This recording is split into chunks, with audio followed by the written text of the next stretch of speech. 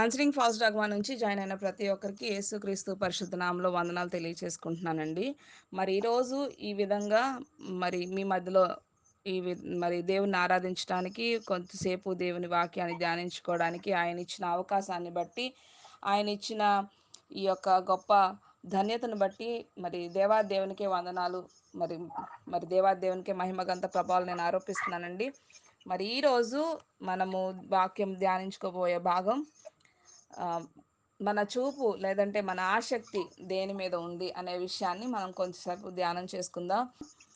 మమ్మల్ని ఆత్మికులుగా ప్రేమిస్తున్న మా ప్రియ పరలోక తండ్రి, నీకు వందనాలు, స్తుతులు, స్తోత్రాలు నాయన. ఈ సాయంకాల సమయంలో కొద్దిసేపు నాయన నిన్ను పొగిడి పాడి కీర్తించి ఘనపరిచి మీ నామాన్ని పొగిడి పాడడానికి, మీ వాక్యాన్ని ధ్యానించడానికి మాకు ఇచ్చిన అవకాశాన్ని బట్టి మీకు వందనాలు, స్తుతులు, స్తోత్రాలు చెల్లించుకుంటున్నాం రాజా. ఈ సాయంకాల సమయంలో కొద్దిసేపు నాయన మీ పాదం చెంతకు చేరిన నన్ను మమ్మల్ని అందరినీ ప్రభువా, ఎక్కడెక్కడ వారమో ఒక ప్లాట్ఫామ్ మీద మీ దగ్గరకు చేరి ఉన్నాం. మమ్మల్ని ఆయత్తపరచండి, మమ్మల్ని సిద్ధపరచమని ప్రార్థన చేస్తున్నాం ప్రభువా. వాక్యం వింటున్న నన్ను మమ్మల్ని కూడా మీరు తండ్రి మాకు హృదయాలను సరళం చేసి వాక్యాన్ని తండ్రి మేము విత్తుకున్నప్పుడు ప్రభువా, దాన్ని మరి అది నాటబడి ఫలింపబడడానికి సహాయం దయచేయండి. మరి ప్రభువా, అలాగే మరి నన్ను నీ చేతులకు అప్పగించుకుంటుండగా తండ్రి, నా నోటి నుంచి ఎటువంటి నా సొంత మాటలు రాకుండా ప్రభువా, కేవలం అంటే కేవలం నీ మాటలు, నీ యొక్క వాక్యంలో నుంచి నేను మాట్లాడడానికి తండ్రి మీ మాట నా నోట పెట్టమని ప్రార్థన చేస్తున్నాను అయ్యా. మమ్మల్ని అందరినీ మీరు ఆయతపరచమని, మరి ఇంటర్నెట్లో ఉన్న ప్రాబ్లమ్స్ ఏది రాకుండా సహాయం చేయమని యేసుక్రీస్తు నామములో అడిగి వేడుకొంచున్నాను పరమ తండ్రి, ఆమెన్. మరి ఈరోజు మనం ధ్యానించిపోయే భాగం, మనం అనుకున్న రీతిగా మన ఆసక్తి లేదంటే మన చూపులు దేని మీద ఉన్నాయి, మనం పరిశీలించుకుందాం. అసలు దేని మీద ఉండాలి అనే వాక్యం మాట్లాడుతుంది అనే విషయాన్ని చూద్దాం. మరి బైబిల్లో మనకి చాలామంది కనిపిస్తారు. నేను మనకి కొంతమందిని గురించి రాయబడిన తీరు చూస్తే, కొంతమంది విషయాల్లో వాళ్ళ జీవితాన్ని చూసుకొని మనకి బుద్ధి చెప్పటానికే వాళ్ళ గురించి రాయబడి, కొంతమందిని చూసి వారు ఎలాగ దేవుని చిత్తంలో జీవించారు, వారు ఎలాగ దేవుని చిత్తంలో ఎదిగారు, వాళ్ళ జీవితాల్ని ధ్యానించినప్పుడు మనం ఎలా జీవించాలి అని నేర్చుకోవడానికి మనకి మరి అవి సాదృశ్యాలుగా మరి బైబిల్ నందు పొందుపరచబడ్డాయని మనకు తెలుసు. వాళ్ళలోంచి మనము చూసినట్లయితే మొదటగా బిలాం మనకు కనిపిస్తున్నాడు. తన చూపు, తన ఆసక్తి, తన ఒక ధ్యాస అంతా దేని మీద ఉంది అంటే ధనం మీద. అన్యుల్లో నుంచి వచ్చిన వాడే, కానీ దేవుని ప్రవక్తగా పిలువబడ్డాడు. అన్యుల్లో నుంచి వచ్చిన వాడైనా కానీ దేవుని ప్రవక్తగా పిలువబడ్డాడంటే ఎంతో దేవుని మీద భయము భక్తి కలిగిన వాడై, దేవుని అంగీకరించిన వాడై ఉండి కూడా ఒకనాటికి తన ధ్యాస అంతా, తన చూపంతా, తన ఆసక్తి అంతా ధనం మీదకి వెళ్ళిపోవడం వల్ల తను మరి తను కూడా దీవించుకుంటాడు లాస్ట్లో. ఎప్పుడైతే 2 సార్లు దేవుని నుంచి వారించబడ్డాడు, గాడి చేత బుద్ధి చెప్పించుకున్నాడు, అంతా అయితే కూడా తర్వాత గ్రహించుకున్నాడు నేను చేసింది తప్పని. అప్పుడేమనుకున్నాడంటే అందరికీ వచ్చే మంచి చావు నాకు రావాలని తనను తాను దీవించుకుంటే కూడా తన చావు అనేది చాలా భయంకరమైన చావు. ఖడ్గంతో చంపబడతాడు ఇశ్రాయేలీయుల చేత. సో ఎవరినైతే తను కర్స్ చేయడానికి, ఎవరినైతే శాపం పెట్టడానికి వెళ్తాడో వాళ్ళ చేతుల్లోనే భయంకరమైన చావు చచ్చిపోతాడు ప్రవక్తగా ఉన్నవాడు. ఒక ప్రవక్త చనిపోవడం అనేది దేవుని చిత్తంలో జరగాలి, కానీ ఒక భయంకరమైన చావు చూసింది మాత్రం బిలాము. కేవలం అంటే కేవలం ధనం మూలంగా తన చావు కుక్క చావు అయిపోయింది. గెహాజీని చూడండి. గెహాజీ ఒక మంచి ప్రవక్త దగ్గర పనిచేశాడు కొన్ని సంవత్సరాలుగా. ఒక ఎంత గొప్ప ప్రవక్త అంటే ఏలియా అనే పేరే చాలా బ్రాండెడ్ అయిపోయింది అప్పటి రోజుల్లో, ప్రవక్తల రోజుల్లో. అలాంటిది అతని దగ్గర ఉంటూనే ఆ, మరి ఆ, మరి గెహాజీ అయితే చాలా నేర్చుకొని ఉండాలి యాక్చువల్లీ. కానీ చివరికి తన ఆసక్తి అంతా బంగారం మీదకి, వస్త్రాల మీదకి మళ్లింపబడిపోయేసరికి తను కుష్టు వ్యాధితో మరి ఆ, బాధపడవలసి వచ్చింది. ఒకవేళ నేనేమనుకుంటానంటే, ఒకవేళ గెహాజీ గనక అలాంటి తప్పుడైన దారిలో వెళ్ళకపోతే ఏలియా తర్వాత ఎలీషా కాదు, గెహాజీ అవ్వాలి అంత గొప్ప ప్రవక్త. కానీ గెహాజీ దారి తప్పిపోవడం వల్ల ఆ ఒక్క ధన్యత ఎలీషాకు వెళ్ళిపోయింది. ఆ ఒక ధన్యత ఎలీషా అనే ఒకతను వచ్చి నన్ను కూడా రెండింతలుగా ఆశీర్వదించు, నాకు రెండింతల అభిషేకం ఇవ్వు అన్నప్పుడు ఏలీయా ఒప్పుకోవాల్సొచ్చింది. దేవుని చిత్తమయింది అలాగా. ఎందుకంటే గెహాజీ దారి తప్పిపోయాడు. తన దారి తప్పిపోవడానికి ఒకటే కారణం తన ఆసక్తంతా బంగారం. దేమాన్ చూడండి గొప్ప వ్యక్తితో పనిచేశాడు. పౌలు అనే వ్యక్తితో తను చాలా మిషనరీ జర్నీస్ చేశాడు. చాలా చోట్లకు వెళ్లి సువార్తను చెప్పాడు. కానీ, కానీ తను ఒకనాటికి ఇహలోకాన్ని ప్రేమించి అంతటి వాడిని విడిచిపెట్టి తను వెళ్ళిపోయేసరికి పౌలు చాలా గాయపరచబడతాడు. చాలా హర్ట్ అవుతాడు. మరి ఎమోషనల్‌గా చాలా హర్ట్ అయిపోతాడు పౌలు. ఎందుకంటే తన పక్కనే ఉన్నాడు. తనతోనే తిరిగాడు. ఎక్కడ జరిగిపోయిందో తెలీదు. ఒకవేళ నా తప్పనే ఫీల్ అయ్యాడేమో పౌలు. నేనే సరిగ్గా చెప్పలేదేమో అని మెంటర్‌షిప్ నాదే కరెక్ట్‌గా లేదని గాయపడ్డాడేమో తెలీదు గానీ, ఒకనాటికి ఇహలోకాన్ని ప్రేమించిన దేమ పౌలుని విడిచిపెట్టి ఎళ్ళిపోయాడు. హిస్టరీ బుక్స్‌లో చూస్తే దేమ వెళ్ళిపోయిన సందర్భం ఏంటంటే, ఒక చోట ఎక్కడో వెండి గని ఉందంట. ఆ వెండి గని దగ్గరికెళ్ళినోళ్ళందరికీ వెండి ముద్దలు దొరుకుతున్నాయి. దానివల్ల వాళ్ళందరూ ఇప్పుడంటే బంగారం చాలా హై వాల్యూ అండి. ఒకప్పటి రోజుల్లో వెండే హై వాల్యూ. సో, అక్కడికి వెళ్లి వెండి ముద్దలు సంపాదించుకున్నోళ్ళందరూ కూడా చాలా ఎక్కువ ధనవంతులైపోతున్నారు. కాబట్టి నేను కూడా వెళ్తే నాకు కూడా చాలా వెండి దొరుకుతది. నేను కూడా ధనవంతుడినవ్వచ్చు అనే ఆశతో అక్కడికెళ్తే, ఆ వెండి గనిలోనే జారి పడి చచ్చిపోతాడంట తల పగిలి. సో, ఎంత భయంకరమైన చావు కదా! దేవుని యొక్క పనిలో ఒక గొప్ప అపోస్తులైనటువంటి ఒక పౌలుతో తిరిగి మిషనరీ జర్నీలు చేసి, సువార్త చేస్తూ, ఒకనాటికి టక్కుమని ఆస్తి మీదకి, ధనం మీదకి లేతే ఇంకో దాని మీదకి వ్యామోహం అయిపోయి, ఆసక్తి ఎళ్ళిపోయి చూపు పెట్టుకున్నప్పుడు తన చావు కూడా భయంకరమైన చావు. ఇహలోకాన్ని ప్రేమించిన దేమ. ఇక మనందరికీ తెలిసిన విషయమే ఇస్కరియోతు యోధ. ఇస్కరియోతు యూదా అయితే ఒక పొలిటికల్ గ్రౌండ్‌లో ఆలోచించేవాడు. ఒక పొలిటీషియన్ లాగా ఆలోచించేవాడు. ఆహ్, మరి రోమా ప్రభుత్వం నుంచి మరి విడుదల కావాలి అని చెప్పి వాళ్ళందరూ ఆశపడే రోజుల్లో యేసుక్రీస్తు జన్మించటం, యేసుక్రీస్తు ఆ ప్లేసుల్లో నడయాడడం చూసి ఒక రోజుకి ఇతను దేవుని కుమారుడు కాబట్టి ఇతను రాజవుతాడు. ఈ రాజు ఎనకాల నేను తిరిగితే ఒకనాటికి నేను ముఖ్యమంత్రినవుతాను. కాబట్టి నాకు కూడా కొంచెం అధికారం వస్తది. ఇతని దగ్గర ఎలాగోలా ఉండాలి అని చెప్పి యేసుక్రీస్తు ప్రభువారి వెనకాల తిరిగి క్యాషియర్ పోస్ట్ దక్కించుకొని లాస్ట్‌కి ఆ ధనం మీద ఆశ పెట్టుకొని యేసుక్రీస్తు ప్రభువారు వెనకాలే ఉంటూ ఆ డబ్బు సంచిలో నుంచే దొంగలాగా డబ్బు తీసుకొని తింటున్నాడంట. బైబిల్‌లో చాలా క్లియర్‌గా ఉంటది. వాడు దొంగ అయ్యుండి ఆ సంచిలో డబ్బు తీసుకొని తింటున్నాడని. ఎంత భయంకరమైన ఆలోచన. యేసుక్రీస్తు ప్రభువారితోటే వీళ్ళందరంటే పోనీ మనుషులతో తిరిగారు. చూపు దేని మీదకో మళ్ళిందనుకోవచ్చు. కానీ సాక్షాత్తు దేవుడే దిగి వచ్చి ఇక్కడ నడయాడితే ఆయన వెనకాల తిరిగిన ఇస్కరియోతు యోధానే దారి తప్పాడు. కేవలం ధనం, అధికారం. అననీయ సప్పీరాల గురించి మనకు తెలుసు. ఆస్తి అమ్మి మరి శిష్యుల పాదాల దగ్గర పెట్టే రోజుల్లో మేము గూడా అమ్మేస్తాం. మాకు కూడా మంచి పేరు గావాలని చెప్పి, వాళ్ళు గూడా ఆస్తి అమ్మి మరి మ అపోస్తుల పాదాల దగ్గర పెడితే, అడిగినప్పుడు నిజం ఒప్పుకుంటే బావుండేదేమో. ఓకే. మాకు కావాల్సిన డబ్బు కొంచెం దాచుకున్నాం. రేపటి స్థితి ఎలా ఉంటదో తెలీదు కాబట్టి కొంచెం ధనం దాచాం. దాచింది మిగతాదే మీకిచ్చామని ఒప్పుకుంటే ఏమో స్టోరీ వేరేలా ఉండేదేమో. కానీ అబద్ధం ఆడారు. భార్యాభర్తలిద్దరూ చక్కగా చాలా అన్యోన్యమైన దాంపత్యమే. కానీ ఇద్దరు కలిసి అబద్ధం ఆడారు. ఇద్దరు కుక్క చావు చచ్చారు. వీటిలన్నిటిని ఒకసారి క్రోడీకరించుకొని ఒకసారి చూడండి. అందరి ఆలోచన, అందరి ఆసక్తి, అందరి చూపు దేని మీద నిలిపారు అంటే ఇహలోకం మీద, ఈ లోకంలో ఉండే ధనం, ఆస్తి, అధికారం, డబ్బు, వ్యామోహం వీటి మీదే వాళ్ళ మనసంతా పెట్టుకున్నారు. వాక్యం చెప్తుంది కదా! సమస్త కీడులకు మూలం ధనం. ధనం పైన ఉన్న ఆసక్తి. ధనం కలిగి ఉండడం ఎప్పుడు గూడా పాపం కాదు. నీకు డబ్బు దేవుడే ఇచ్చాడు.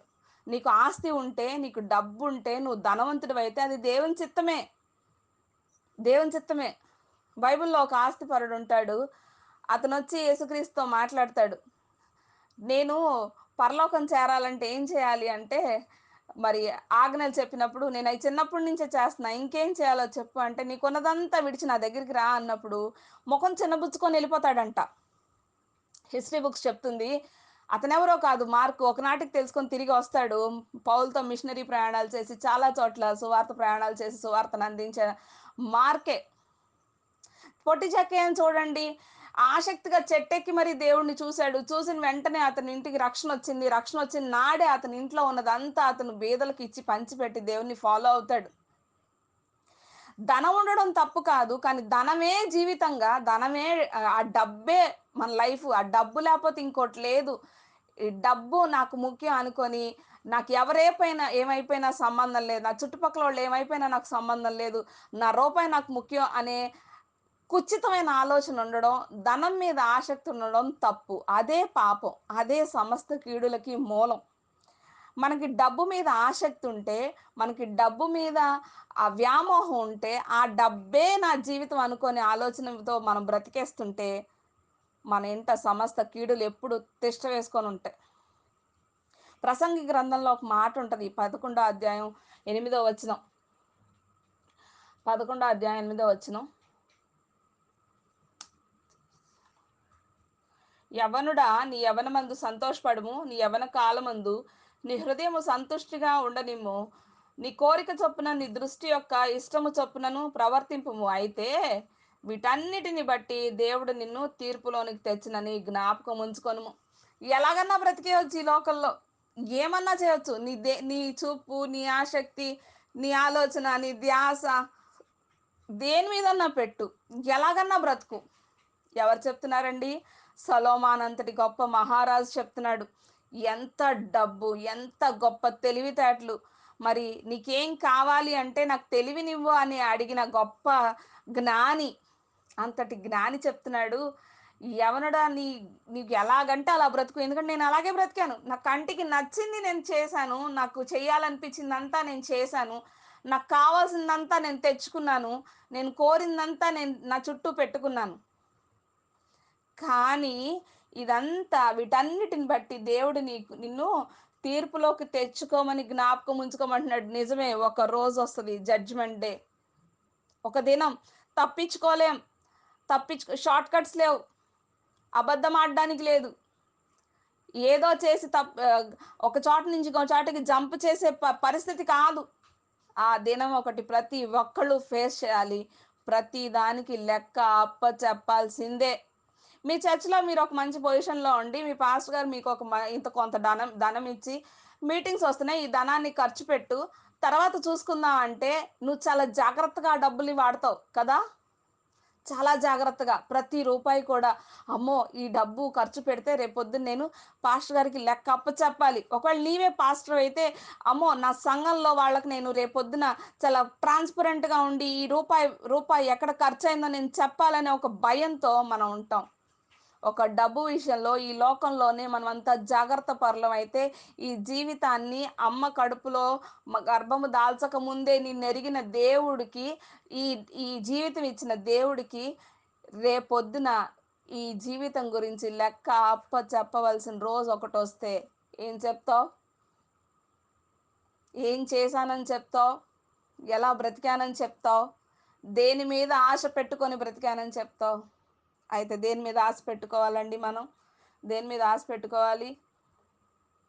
ఈ లోక మర్యాదను అనుసరింపక ఉత్తమను అనుకూలమును సంపూర్ణమైన దేవుని చిత్తమేదో పరీక్షించి తెలుసుకున్నట్లు నీ మనస్సు మారి నూతన ఒకటి వలన రూపాంతరం పొందుడి. ఈ లోక మర్యాదను అనుసరించకుండా మరి దేవుని చిత్తం ఏదో పరీక్షిస్తూ అది తెలుసుకుంటూ మన మనస్సు మారి మనం ఎప్పుడూ కూడా రూపాంతరం పొందాలంటే ఆయన పోలికలోకి మారాలి. అది అక్కడ ఉండాలి మన ధ్యాస అంతా. పౌలు చెప్తాడు పైనున్న వాటి మీదనే కానీ భూ సంబంధమైన వాటి మీద మనసు పెట్టుకోవద్దని మాట్లాడుతున్నాడు. మొదటి కీర్తనలో కూడా ఒక మాట ఉంటది కదా! దుష్టుల ఆలోచన చొప్పున చేయకుండా పాపుల మార్గంలో నడవకుండా యెహోవా ధర్మశాస్త్రం ముందు ధ్యానించుచు దివారాత్రాలు ధ్యానిస్తూ ఉండాలని.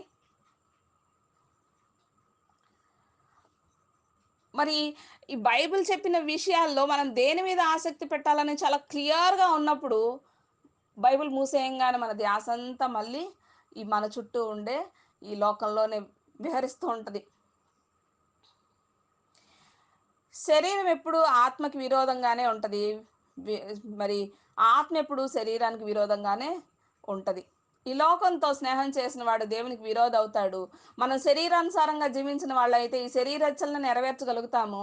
మనం ఒకవేళ ఆత్మానుసారంగా నివసించిన వాళ్ళమైతే, జీవించిన వాళ్ళమైతే ఆత్మకు సంబంధించిన విషయాల్ని ఆలోచిస్తామని బైబిల్ చెప్తుంది.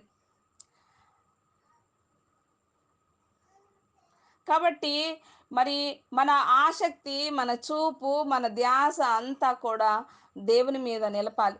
మన పౌరస్థితి ఇక్కడ లేదు. ఏదో ఇక్కడ 4 రోజులు బ్రతికేస్తాం. మహా అయితే ఎంత 70, 80, 90 బాగా బలముంటే 100 సంవత్సరాలు బ్రతుకుతామండి. ఇక్కడ నువ్వు 100 సంవత్సరాలు బ్రతికి, ఇక్కడ ఒక ఇల్లు, ఒక డబ్బు, ఒక ఆస్తి కూడగట్టుకుంటే ఓకే. మంచిదే. చాలా సంతోషం. కానీ రేపొద్దున యుగ యుగాలు లెక్కలేనన్ని యుగాలు నువ్వు ఒక చోట జీవించవలసొస్తే ఏదైనా నిత్యమే.